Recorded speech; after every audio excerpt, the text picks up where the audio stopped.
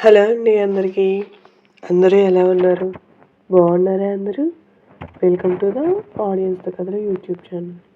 ఈ స్టోరీ కనుక మీకు నచ్చినట్లయితే ఆడియన్స్‌తో కథలు యూట్యూబ్ ఛానల్‌ని లైక్ చేయండి, షేర్ చేయండి, సబ్స్క్రైబ్ చేయండి. ఈరోజు మనం చెప్పుకునే కథ కుటుంబం 19వ భాగం. ఇక స్టోరీలోకి వెళ్తే, సరే కాసేపు రెస్ట్ తీసుకో అని అలెక్కిని పడుకోబెట్టి వేద రాఘవయ్య గారి దగ్గరికి వచ్చి కూర్చుంటుంది. అమ్మ వేద, అలెక్కికి ఎలా ఉందమ్మా అని అడుగుతారు రాఘవయ్య గారు. పర్లేదు తాతయ్య, చిన్న దెబ్బ, 2 రోజుల్లో తగ్గిపోతుంది. డాక్టర్ పెయిన్ కిల్లర్ ఇచ్చారంట.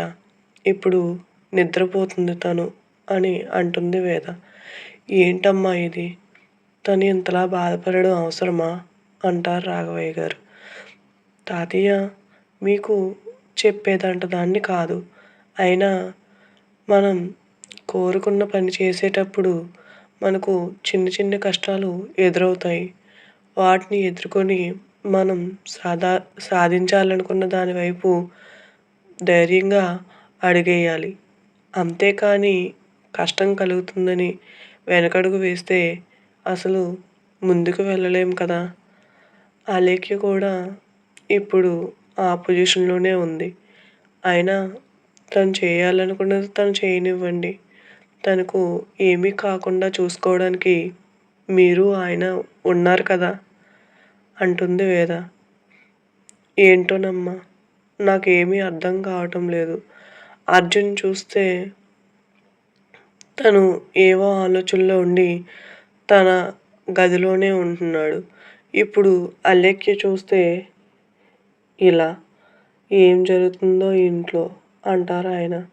తాతయ్య, నేనుండగా మన ఇంట్లో వాళ్ళకు ఏమీ జరగదు. మీరు భయపడకండి అంటుంది వేద. నువ్వున్నావనేనమ్మా నా ధైర్యం కూడా అంటారు రాఘవయ్య గారు. అభి ఆఫీస్ నుంచి ఇంటికి బయలుదేరుతాడు. దారిలో ట్రాఫిక్ జామ్‌లో కారు ఆగుతుంది. అప్పుడు అక్కడ పూలమ్ముకునే ఆవిడ అభి కారు దగ్గరికి వచ్చి, సార్ పూలు తీసుకోండి సార్, మూర ₹30 అంటుంది.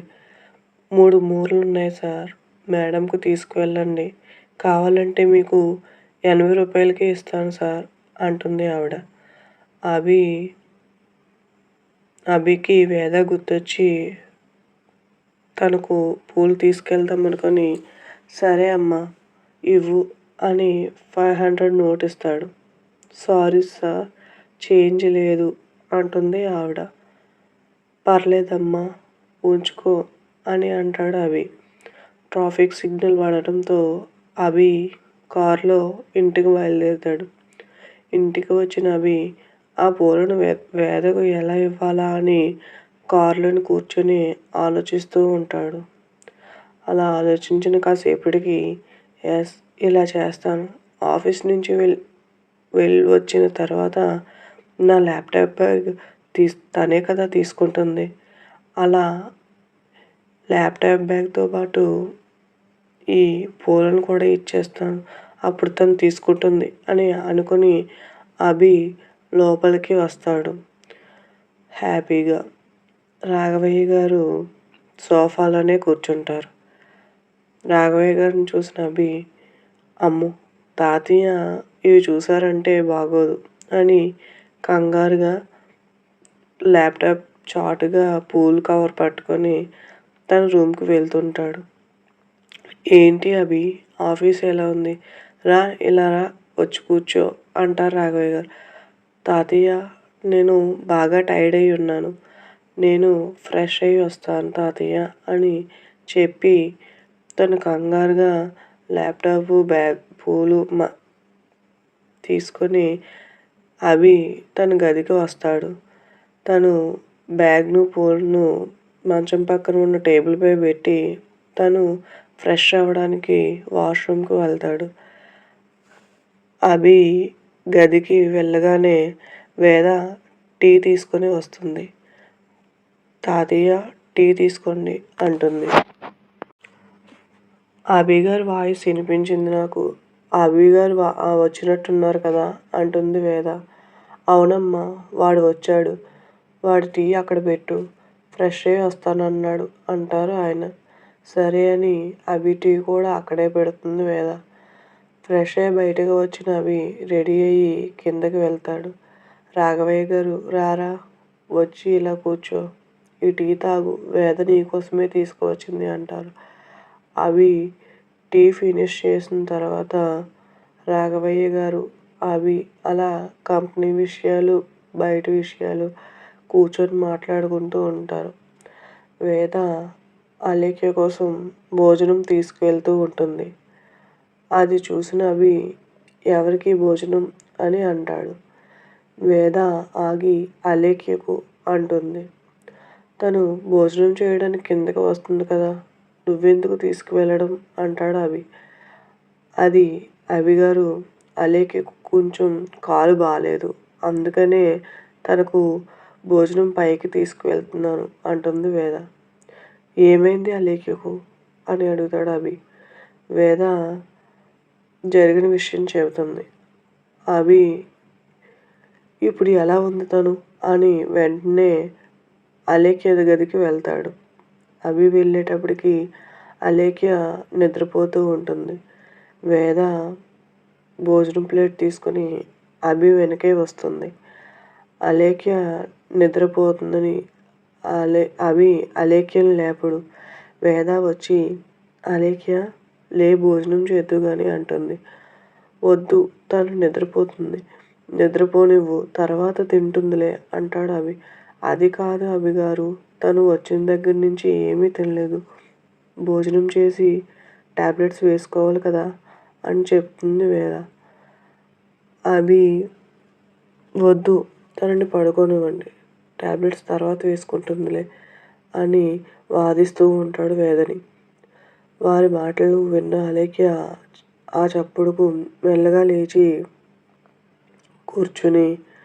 కూర్చుంటుంది. అన్నయ్య అని పిలుస్తుంది అలేఖ్య. అన్నయ్య అని పిలవగానే అభి అలేఖ్యను చూసి, ఇప్పుడు ఎలా ఉందిరా నీకు, పెయిన్ ఎక్కువగా ఉందా అని అడుగుతాడు. అదేమీ లేదన్నయ్య, చిన్నదే, తగ్గిపోతుంది అంటుంది అలేఖ్య. జాగ్రత్తగా ఉండమని నీకు చెప్పాను కదా అంటాడు అభి. ఇంతలో వేద, తను జాగ్రత్తగానే ఉంటుంది కానీ తనను భోజనం చేయనివ్వండి అంటూ వేద భోజనం ప్లేట్ అలేఖ్యకి ఇస్తుంది. అభి ఆ భోజనం ప్లేట్ తీసుకొని, నేను తినిపిస్తాను అలేఖ్య అంటాడు. సరే అన్నట్టు ప్లేట్ అభికి ఇస్తుంది అలేఖ్య. అలేఖ్యకు అభి తినిపిస్తాడు. ఎప్పుడు సీరియస్గా ఉండే తన అన్నయ్య తనకు అలా తినిపిస్తూ ఉంటే అలేఖ్యకు తెలియకుండానే కన్నీళ్ళు వచ్చేస్తూ ఉంటాయి. అదేంట్రా ఏడుస్తున్నావు, కూరలో కారం ఎక్కువగా ఉందా అని అడుగుతారు. లేదన్నయ్య, బాగానే ఉంది, మరి ఎందుకు ఏడుస్తున్నావు అని అడుగుతాడు అభి. అలేఖ్య అభి భుజంపై వాలి, అన్నయ్య, నాకు ఈ దెబ్బ ఇంకా ముందే తగిలి ఉంటే బాగుండేది అనిపిస్తుంది, అప్పుడే కదా నువ్వు నాకు ఇంత ప్రేమగా అన్నం తినిపిస్తావు అంటుంది అలేఖ్య. అదేంట్రా, నేను నీకు ఎప్పుడు తినిపిస్తాను, ఈరోజు దెబ్బ తగిలిందని కొత్తగా తినిపిస్తున్నానా ఏంటి, నువ్వంటే నాకు ఎప్పుడు ఇష్టమే,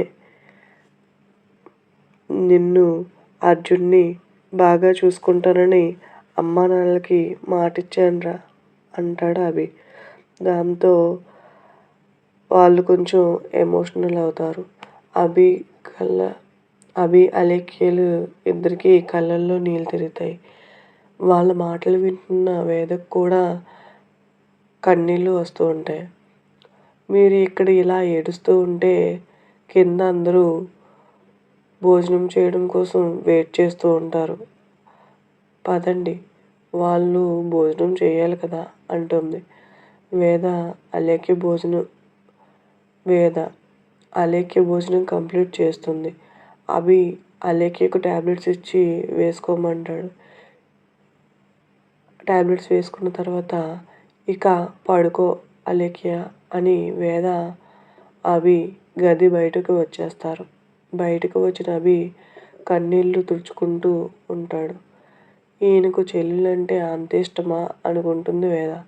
అభి గారు, మీరు అలా బాధపడతారెందుకు?